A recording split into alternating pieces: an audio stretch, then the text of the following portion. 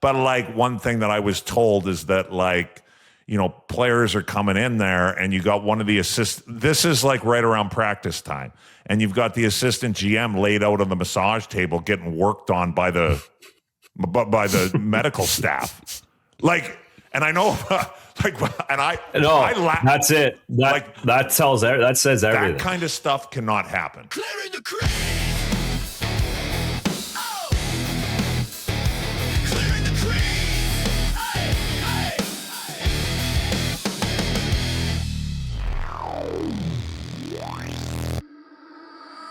Okay, fan question this week. Joe's Trunk asks, it's a question more for Kami. I feel like, or it's more of a statement, Kami, but here it is. I feel like Columbus never risk anything on big players or trying to build a contender. It seems like some organizations really try to build to contend, and some look like they could care less. Would you agree with that statement? I've thought a lot about this. It's a loaded question or comment. It's a hard one for me to answer anyways. I think the Columbus Blue Jackets are trying. And when they've made a couple of swings for guys. Now, the problem is they've also got burnt on that a few times as well, where guys not wanting to be there. Like, it's not like they're not trying. I know they're trying, but I also do think, like, how do I word it? Like, they're trying to their best of abilities, but I'm not sure if all the time if they know what they're doing. Like, I think there's some habits in that organization, and I don't want to get into details, but there's some habits in that organization behind the scenes that I wouldn't say is conducive with winning. That needs to change. Now, I don't know. Is it going to change? I don't know. There's been people that are there, and they've been there for a long time. But yeah, it is, I tried to kind of touch on a little bit earlier where it's like, some of these, the Columbus Blue Jackets are they're used to losing. And how do you pinpoint why? I'm not exactly sure. Are they, but to like answer his question, like, do I think they're like showing up and like, not trying to lose, but like, do I think they're okay with it? No, I don't think they're okay with it. I think they're trying to win. I don't know. I guess that maybe they don't hate losing enough. I don't know. It's tough for me to put into words. Razor, help me out. I think it's just really hard to win. Yeah, that's kind of where it starts too. It's really, really hard. We're seeing that again. We see it every year. It's really hard to get in the playoffs. People are very nonchalant about playoffs. Like, oh, you're the 8th seed. Who cares? Like, no, it's really hard to be the 8th seed. Really, really hard to get into the playoffs. And you need people that have done it to know the moments that put you over the edge, whether that's coaches, general managers, players. And when you don't have those guys that really know or can know the exact time to give it to a team, give it to your teammates, hold people accountable, not just when it gets hard, but at the start of the season, first day of training camp. You need that guy.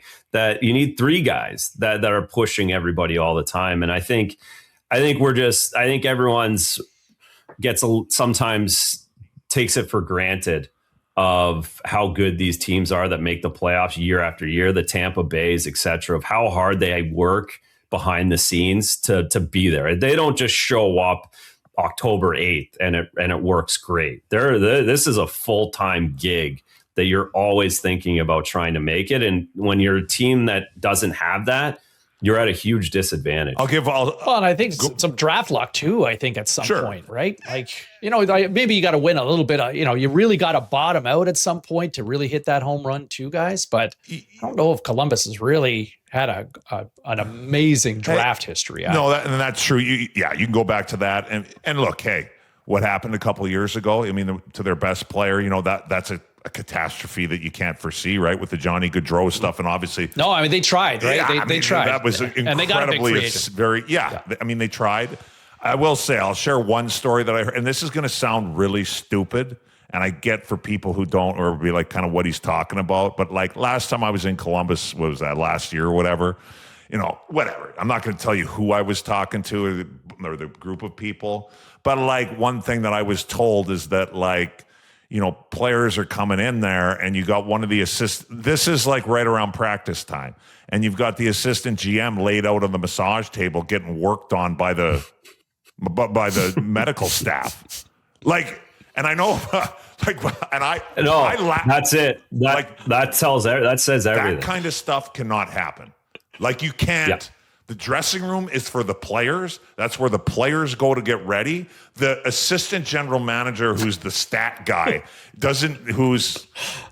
you're not an athlete. If you want to get worked on, go like the rest of us do right now and go down the street and go get worked on at the PT place that's in the strip mall. Yeah. That's where you go. You don't go in the dressing room where the players are. Maybe not Robert Kraft's, but Yeah. So I wasn't referring just to that practice, right? Yeah. Just that practice. If I'm walking out to practice and I see that, I'm not, the practice is gone. Yeah. That day's gone. It's just, right? Yeah, it's like that kind of stuff is going on there. And I mean, maybe it changed in the last year. I don't know. But like, that was one thing that I had heard that sticks out to me, where it's like, man, you can't, that's not how you run things. Like that should not happen. And so, anyway, hold on a second, Zach. I just need to get this shoulder. I need my shoulders a little. I was typing on that computer, running numbers. With on AI a little too much here. Can you fix that wrist? Hold on, Zach. Anyways, it's just stuff like that. And I get how some people might look at it and be like, well, what's the big deal? But it is a big deal. Like, that kind of stuff shouldn't happen. If you're like, that's a joke, to be honest. And guys talk, right? For sure. Obviously, coming to your point, and Razor, like, guys know. Yeah. Players know. Yeah. And you know.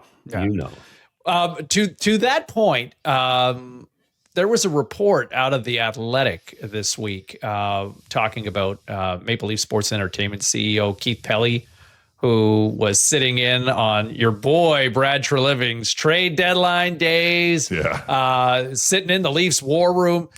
The report even suggests that Pelly came with a bunch of trades designed by AI.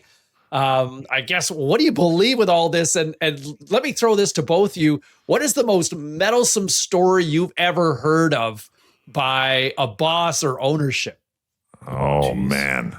Besides massage parlors. Right. Well, I'll talk for assistant general. AI. I don't understand AI as well as maybe a lot of people do. So, but I'm just kind of picturing that. And then I'm kind of combining that with what he said that at the year-end conference or whatever, when he came and we're talking data centric and I'm like, this is what's going on in Toronto. This could be very, very interesting to see how this is taken. And I mean, I can't see Brad Treliving loving it when he's got a guy who doesn't know anything about hockey coming in with an AI trade plan.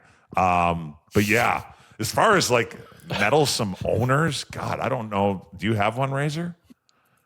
I didn't have any meddlesome owners in my time, or like even GMs that kind of got in the way of like it didn't really happen. And I never had an issue. I never saw an assistant general manager on the type massage. Like, I never saw any of that stuff anywhere. Yeah. Razor, I would be concerned about AI being involved in any hockey decisions to that level. Razor, let me throw this at you quickly. Your time in Vancouver, there's been a lot of speculation about the Aquilinis being too hands-on. Of course. What was your experience from what you saw? They had the party at the start of the year. They gave us a bunch of blueberries at the party from their farm, and that was basically all I got, from them. AV was there, and Mike Gillis was there. Those are two really strong personalities. Mike Gillis wasn't letting anyone near his program, and AV certainly wasn't letting Mike even get close to us with our program. So that the much different personalities at the top, which is why we went to the conference finals. And then the year after that, they went to the Stanley Cup finals. It was a different program in Vancouver when I was there. So it might be meddlesome now because of all that, but the dad was still in charge when I was there. And it wasn't like that. Okay. Yeah. Tommy? Any sort of no horror I'm stories? trying to go through like the team. I mean, when I was in, I'll go through them all. When I was in New Jersey, I don't even know who owned the team. I never saw them. Yeah. Now, granted, a lot of these teams, I wasn't there for very long, so maybe I should just focus on the ones where I was there for. Carmanos and Raleigh, I never saw him. Like I never, once in a while, but he wasn't around. And even, I just touched on the Blue Jackets, but the McConnell family, like. They weren't, not that I saw, like we would see them when they have a party to kind of kick off the year, and maybe you'd see them every once in a while, but like I didn't get the impression that they were involved at all, really, especially like on the hockey end of things. So, I don't have any stories like at all, but I'm sure they exist. Like they have to exist. I'm sure lots of them exist. Yeah. I just can't think of any. I'm trying to think of like some secondhand ones that I heard, but I can't really even think of that right now. I don't really have much to add there. What a time to be a Leafs fan. Yeah. They wait till they hire somebody that no one's heard of. That's going to be, that's the problem is doing it there. You can do it in Carolina. You can have the data guy, but if you don't, you need you need a hockey guy up there just to answer questions properly. To wrap this all up and bring it back to the Leafs with what we kind of just touched on, the guy that was getting the massage on the table is on the short list with the Toronto Maple Leafs. Yeah, so there you go. Yeah. I am not saying anything more. It won't be very hard. Wow. That's a good. Yeah, that's a good lead. Yeah. Wow. Yeah. There you go. He's on the list. Chew on that, Leafs fans.